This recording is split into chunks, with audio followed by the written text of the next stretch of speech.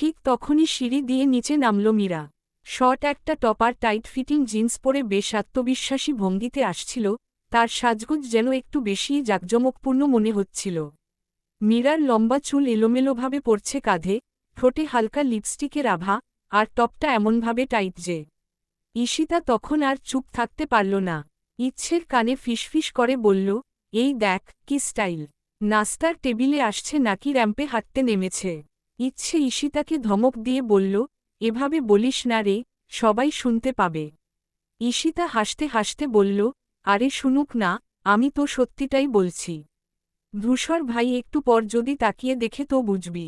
ধূসর তখন টেবিলে বসে গম্ভীর মুখে খেতে শুরু করেছে, তার সামনে মীরা জায়গা নিয়ে ধীর পায়ে বসল। ঈশিতা আবার ফিসফিস করে বলল, এইবার ভাইয়ের ফোকাসটা দেখ। ইচ্ছে কাঁধে একটা আলতো ধাক্কা দিয়ে বলল, তুই খুব খারাপ। হৈমন্তী তখন ধূসরকে বললেন, রাতে ভালো ঘুম হয়েছিল? ধূসর হালকা হেসে বলল, জি মা, ভালোই হয়েছে, আজ অনেক দেরি হয়ে গেল উঠতে। মীরা তখন ধূসরকে উদ্দেশ্য করে বলল, তাহলে ব্রেকফাস্টটা ভালো করে এনজয় করো। ধূসর, ট্রিপে কিন্তু অনেক মিস করেছি তোমাকে। ঈশিতা চোখ উল্টে বলল, উফফো, অভিনয় দেখতে হবে নাকি?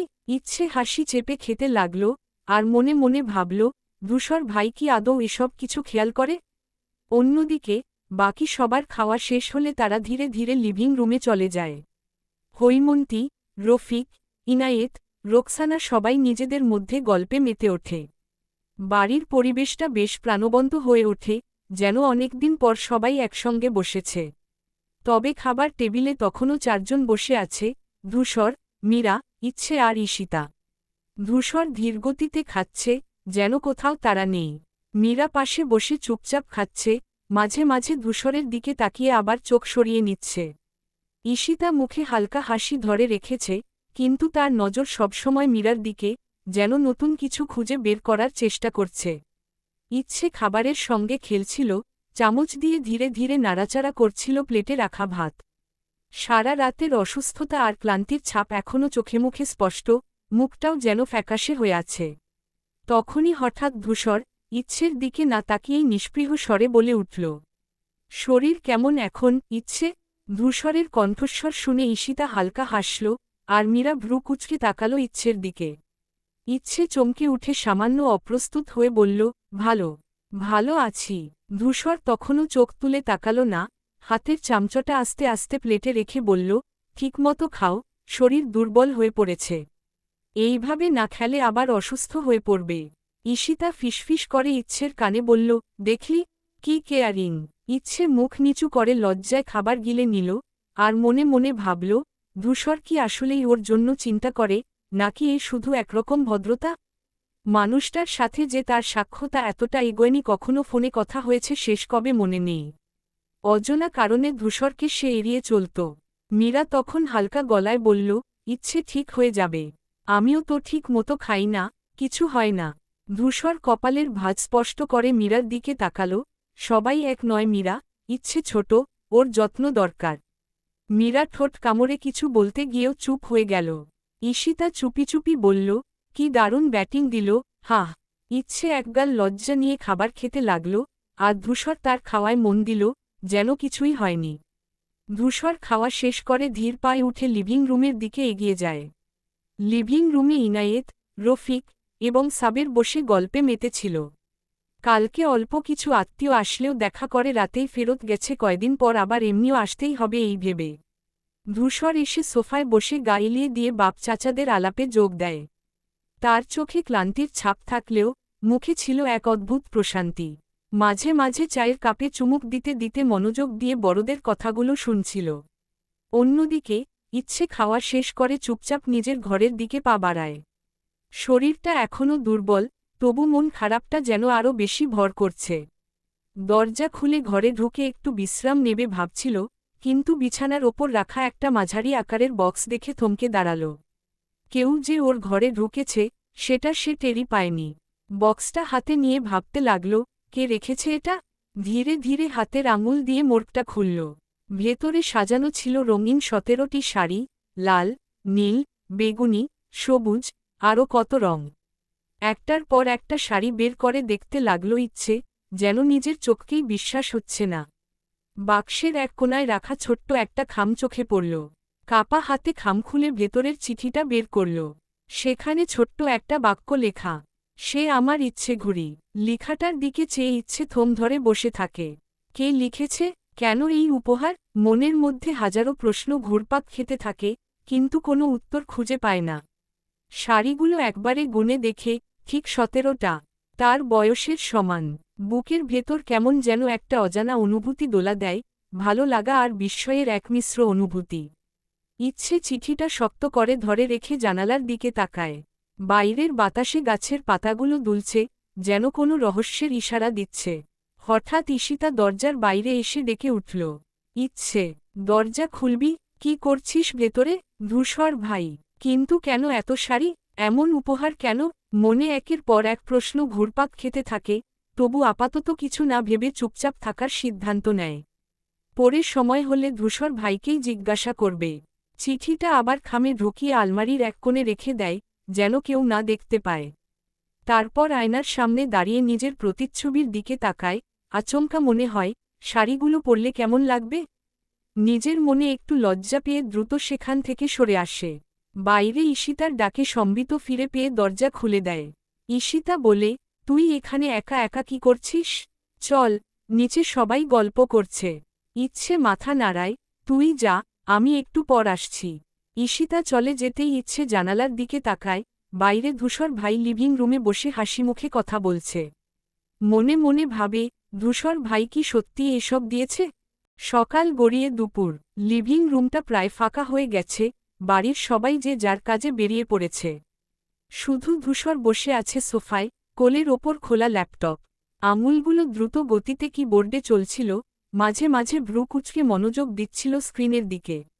ঈশিতা ধীরে ধীরে এসে ধূসরের সামনে ঘোরাঘুরি করতে লাগল, একবার এদিক, একবার ওদিক।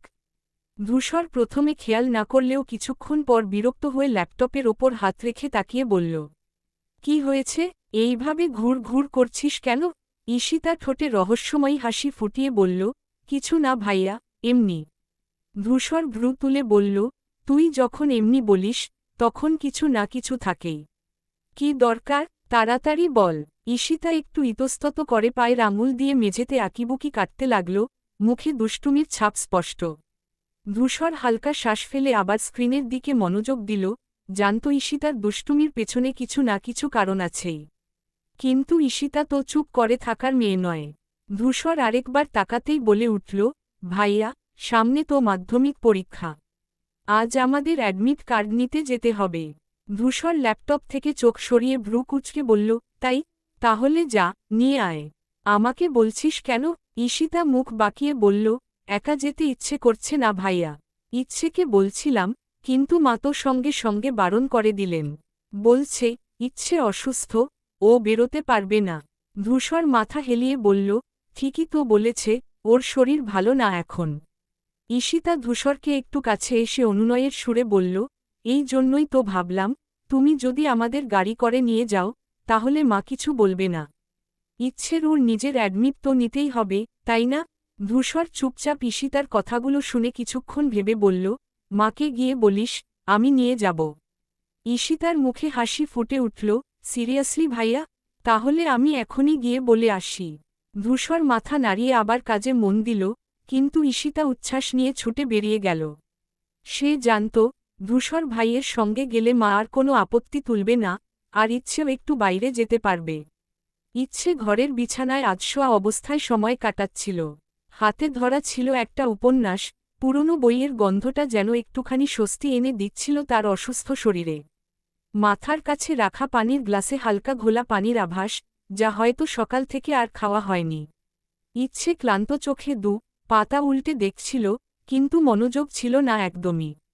শরীরের দুর্বলতা যেন পায়ের মাঝে অবশ হয়ে আটকে আছে। ফোনের অভাবটাও বেশ অনুভব হচ্ছিল। কয়েকদিন আগে কোথাও হারিয়ে ফেলার পর এখনও নতুন কেনা হয়নি। মা বারবার বলছেন, পরীক্ষা শেষ হলে কিনে দেবে। ইচ্ছে মাঝে মাঝে অস্থির হয়ে ওঠে, কত কিছু হাতের নাগালের বাইরে চলে গেছে এখন। ঠিক এমন সময় দরজা ধাক্কা দিয়ে ঈশিতা দৌড়ে ঘরে ঢুকল, তার স্বভাবসুলভ চঞ্চলতায়।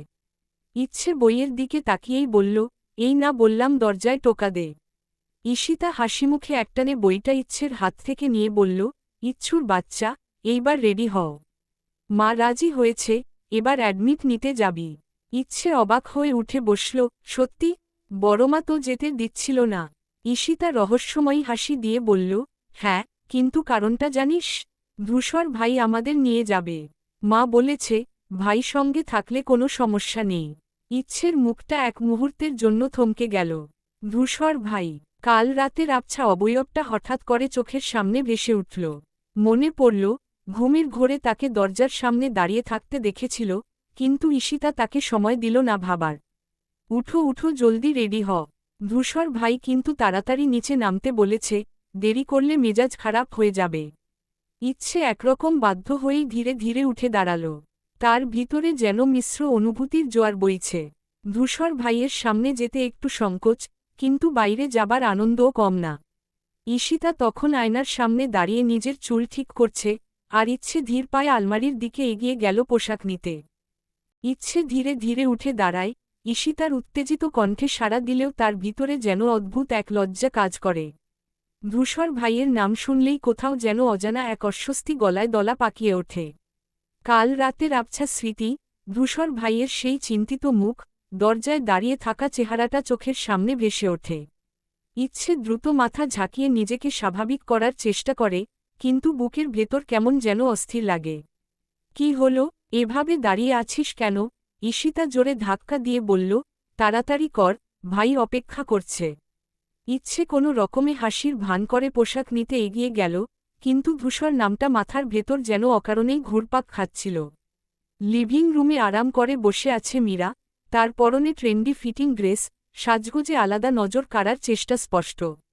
পাশে ধূসর বসে, কালো প্যান্ট আর হালকা সাদা শার্ট পরা, কানে ইয়ারপড লাগিয়ে কারো সাথে গম্ভীর মুখে কথা বলছে। তার তীক্ষ্ণ চোখে মনোযোগের ছাপ, যেন পুরো পৃথিবী থেকে বিচ্ছিন্ন হয়ে কাজে ডুবে আছে। মীরার দৃষ্টি ধূসরের উপর স্থির, যেন চোখ দিয়েই প্রতিটা ভঙ্গি গিলে খাচ্ছে। ধূসরের মুখের হালকা দাড়ি, চুলের নিখুঁত সেটিং, সব কিছুতেই মীরার আগ্রহের অভাব নেই। মাঝে মাঝে সে চুলে হাত দেয়, কিংবা ফোনে কিছু স্ক্রুল করে ধূসরের দৃষ্টি আকর্ষণের চেষ্টা করে, কিন্তু ধূসর একদম নির্বিকার, নিজের জগতে মগ্ন। মীরার চোখের দৃষ্টিতে একরকম অধিকারবোধের ছাপ, যেন ধূসর শুধু তারই। কিন্তু ধূসরের নির্বিকার ভাবনায় হয়তো সে নিজেকেই খুঁজে পায় না। ঈশিতা দ্রুত সিঁড়ি বেয়ে নিচে নামে, মুখে স্পষ্ট বিরক্তি। মীরার গতিবিধি তার চোখ এড়ায় না, কিভাবে তার ভাইকে চোখ দিয়ে গিলে খাচ্ছে, সেটা দেখে তার রাগ যেন আরও বেড়ে যায়। ঈশিতার হাত মুষ্টিবদ্ধ হয়ে আসে, ইচ্ছে পাশে দাঁড়িয়ে থাকায় কিছুটা শান্ত থাকার চেষ্টা করে। ইচ্ছে ধীর পায়ে নামছে, পরনে সাদা ফুলস্লিভ গাউন, ওড়নাটা গলায় ফেলা, দুই পাশে ঝুলে পড়েছে। চুলগুলো খোলা, একপাশে এলোমেলোভাবে ঠেকে আছে, অসুস্থতার ছাপ মুখে স্পষ্ট হলেও তার সহজ সরল সৌন্দর্য যেন সবকিছুকে ছাপিয়ে যাচ্ছে। ঈশিতা পাশে দাঁড়িয়ে গুনগুন করতে থাকলেও ইচ্ছে চুপচাপ, চোখ নিচু। ঠিক তখনই ধূসর এক মুহূর্তের জন্য ঈশিতার দিকে তাকায়, আর পাশের ছোট পুতুলসদৃশ ইচ্ছের দিকে নজর পড়ে। গোলগাল মুখ, গালের পাশে ছোট তিল, অসুস্থতার ক্লান্তি মিশে গেলেও যেন এক অদ্ভুত মায়াবী ভাব ফুটে উঠেছে। ধূসর এক মুহূর্ত চুপ করে থাকে, যেন কিছু চিন্তা করার চেষ্টা করছে। ঈশিতা ধূসরের দৃষ্টি লক্ষ্য করে ইচ্ছের দিকে তাকিয়ে মুচকি হেসে বলে, কি হলো ভাইয়া? উদ্ধৃতি চিহ্ন। ধূসর হালকা গম্ভীর কণ্ঠে বলে, তাড়াতাড়ি গাড়িতে ওঠ, দেরি হয়ে যাচ্ছে। মীরা চোখের পলক ফেলতে ভুলে ধূসর ইচ্ছের দিকের দৃশ্য পর্যবেক্ষণ করে, আর মনে মনে যেন কিছু আঁচ করার চেষ্টা করে। ধূসর তাড়াতাড়ি গাড়িতে উঠতে বলে, গলার স্বরে এক ধরনের অধৈর্যতা স্পষ্ট। বলেই সে লম্বা পায়ে হেঁটে বাড়ির বাইরে রাখা গাড়ির দরজা খুলে ভেতরে বসে পড়ে। তার চোখ ফোনের স্ক্রিনে, কানে ইয়ারপড লাগানো, যেন চারপাশের কিছু নিয়েই মাথা ঘামাচ্ছে না। ঠিক তখনই মীরা, ঈশিতা আর ইচ্ছে বাড়ির দরজা পেরিয়ে গাড়ির সামনে এসে দাঁড়ায়। মীরা একটু এগিয়ে এসে দরজার হ্যান্ডেলে হাত রাখে, মুখে একটা জেতার হাসি, যেন নিশ্চিত ছিল সে ধূসরের পাশে বসবেই। দরজা খুলে নিষ্পৃহ ভঙ্গিতে ধূসরের পাশে বসে পড়ে, হাত দিয়ে হালকা চুল ঠিক করে নিয়ে চোখের কোণ দিয়ে ধূসরকে দেখে নেয়। ঈশিতা মীরার এই দৃশ্য দেখে মুখ ভেঙচি দিয়ে ফিসফিস করে ইচ্ছেকে বলে, এই নাটক এখন দেখতে হবে নাকি? ইচ্ছে একটু হেসে মাথা নাড়ায়, কিছু না বলে চুপচাপ ঈশিতার হাত ধরে গাড়ির পেছনের দরজা খুলে ব্যাকসিটে বসে পড়ে। ঈশিতা বসেই আবার ফিসফিস করে বলল, শুধু বসলে না, এখন থেকে কথা বলার বাহানা খুঁজবে। ইচ্ছে আস্তে বলল, চুপ কর তো, শুনে ফেলবে। ধূসরের মুখে কোনো অভিব্যক্তি নেই, যেন পাশে কে বসল তা তার দেখার প্রয়োজনই নেই। কিন্তু ঈশিতা মীরার প্রতিটি ভঙ্গি খুঁটিয়ে খুঁটিয়ে দেখে আর মনে মনে বিরক্ত হয়। গাড়ি চলতে শুরু করে, আর ঈশিতা একপাশে ইচ্ছেকে টেনে নিয়ে ফিসফিস করে বলল, দেখিস, এক্ষুনি গল্প শুরু হবে। অন্যদিকে দৃশ্যপট বদলে যায় আমেরিকার একটি শীর্ষস্থানীয় গোয়েন্দা সংস্থার অফিসে। একটি আধুনিক, সুরক্ষিত কনফারেন্স রুমে কয়েকজন উচ্চপদস্থ কর্মকর্তা বসে আছেন। চারপাশের মনিটরে ভেসে উঠছে বিভিন্ন গোপন নথি, স্যাটেলাইট চিত্র এবং সার্ভেইল্যান্স ফুটেজ। ঘরের পরিবেশ বেশ চাপা, আলো কম, শুধু স্ক্রিনের ঝলকানিতে সবার মুখে চিন্তার ছাপ স্পষ্ট। সেন্ট্রাল মনিটরের সামনে দাঁড়িয়ে আছেন একজন অভিজ্ঞ এজেন্ট, তার পরিচয় স্পেশাল এজেন্ট জ্যাকসন কোল। তিনি গম্ভীর কণ্ঠে বললেন, আমাদের কাছে তথ্য এসেছে যে সাম্প্রতিক ঘটনাগুলোর পেছনে আন্তর্জাতিক সংযোগ রয়েছে। বাংলাদেশে একটি গুরুত্বপূর্ণ সেল সক্রিয় রয়েছে, এবং তাদের সাথে আমাদের দেশের নিরাপত্তার বিষয়টি ওতপ্রোতভাবে জড়িত।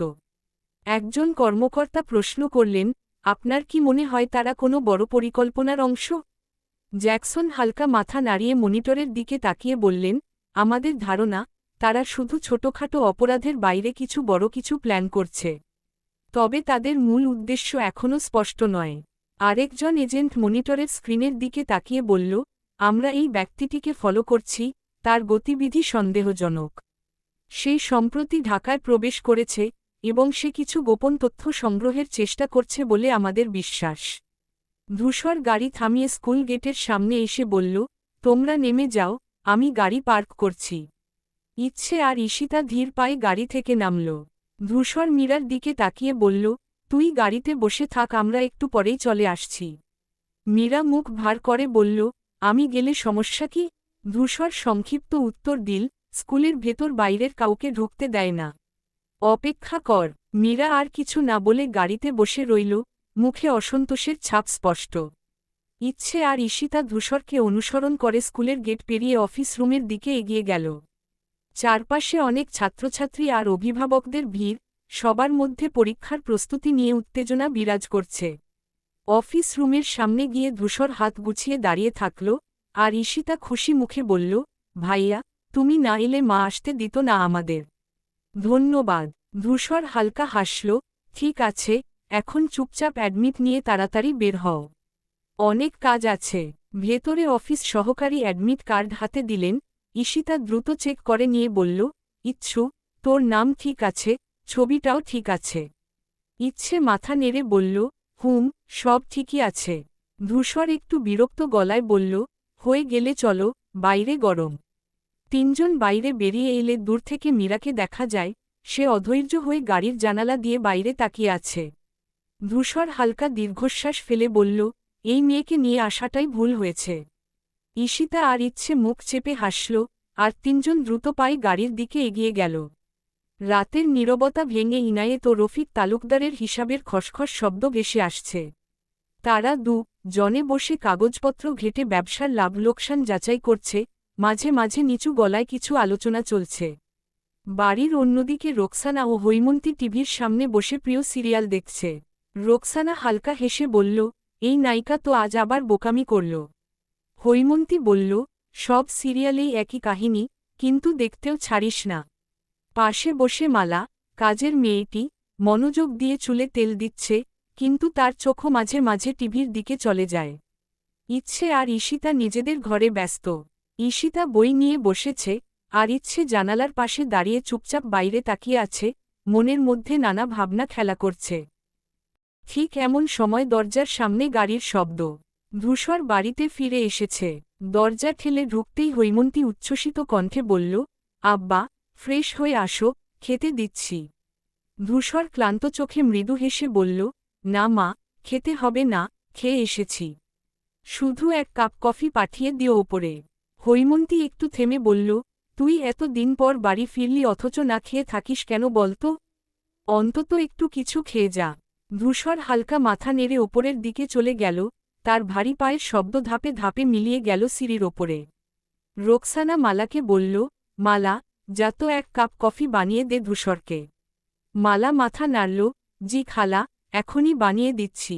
সারাদিনের ব্যস্ততার পর বাড়িতে এক ধরনের প্রশান্তি নেমে এসেছে, সবাই যার যার কাজে মগ্ন, আর ধূসর তার নিজের চিন্তায় ডুবে গেছে। মালা উঠে কফি বানানোর কাজে ব্যস্ত হয়ে পড়ে। কাপে ধোয়া উঠা কফি কেমন তীব্র গন্ধ, মানুষ কিভাবে খায় এসব ভাবতে ভাবতে উপরে যাওয়ার জন্যে রওনা দেয় মালা। ইচ্ছের ঘরের সামনে পার হওয়ার আগে ঈশিতা গিয়ে কফির কাপটি হাতে নিয়ে বলে, আমি দেব ভাইয়াকে, তুই তোর কাজ কর। মালা মৃদু হাসি দিয়ে চলে যায়। ঈশিতা কফির কাপ হাতে নিয়ে ধূসর ভাইয়ের ঘরে যাওয়ার জন্যে উঠে দাঁড়ায়। ঠিক তখনই ঈশিতার ফোন বেজে ওঠে। ঈশিতা একটু বিরক্ত মুখে ইচ্ছেকে ডেকে বলে, ইচ্ছু, তুই একটু দিয়ে যা কফিটা। আমার বান্ধবীর ফোন আসছে। ইচ্ছে কফি দেওয়ার ব্যাপারে বারণ করলেও ঈশিতা বলে, আরে হো, কফি দিতে আর কতক্ষণ লাগবে? ভাইয়া তো সারাদিন বাইরে ছিল, মনে হয় মাথা ব্যথা করছে। তুই দিয়ে আয় প্লিজ। মনের মধ্যে কিছুটা দ্বিধা নিয়ে ইচ্ছে কফির কাপ হাতে ধূসর ভাইয়ের দরজার দিকে এগিয়ে যায়। দরজার সামনে দাঁড়িয়ে নক করে, কিন্তু ভেতর থেকে কোনো সাড়া আসে না। একটু ধাক্কা দিয়ে দরজা খুলে ঢুকতেই ধূসর ভেতর থেকে দরজা খুলে বাইরে আসছিল। জনেই একে অপরকে না দেখতে পেয়ে ধাক্কা লাগে, আর ইচ্ছে ধূসর ভাইয়ের বুকে গিয়ে বাড়ি খায়। কফির কাপ হাতে থাকায় কিছুটা কফি ফ্লোরে ছিটকে পড়ে। ধূসর তৎক্ষণাৎ পেছনে সরে গেল আর ইচ্ছে হাত দিয়ে নিজেকে সামলে দাঁড়ানোর চেষ্টা করে। ধূসর কিছুটা বিস্মিত হয়ে বলে উঠল, তুমি এখানে কেন? ইচ্ছে গলায় অস্বস্তি নিয়ে বলে, ঈশিতা আমাকে পাঠিয়েছে কফি দিতে। ধূসর হাসতে হাসতে বলল, তাহলে ঈশিতা কফি দেওয়ার দায়িত্ব দিয়ে মানুষকে বিপদে ফেলছে? ইচ্ছে গাল লাল করে নিচু স্বরে বলল, আমি দুঃখিত, আপনার কফি ফ্লোরে পড়ে গেছে। আমি আরেকটা বানিয়ে পাঠাবো। ধূসর মৃদু হেসে বলল, আরেকটা বানানোর দরকার নেই। আর হ্যাঁ, তুমি সাবধানে হাঁটা শিখো, নাহলে কার বুকে কখন বাড়ি খাবে বলা যায় না। ইচ্ছে তাড়াতাড়ি মাথা নিচু করে বলল, জি, আমি যাচ্ছি। ধূসর দরজার সামনে দাঁড়িয়েছিল, ইচ্ছে পাশ কাটিয়ে বের হতে গিয়ে আবারও প্রায় ধাক্কা খেয়ে যায়। ধূসর একটু পেছনে সরে দাঁড়িয়ে মৃদু হেসে বলল, এত তাড়াহুড়ো কিসের? আবার না ধাক্কা খেয়ে পড়ো।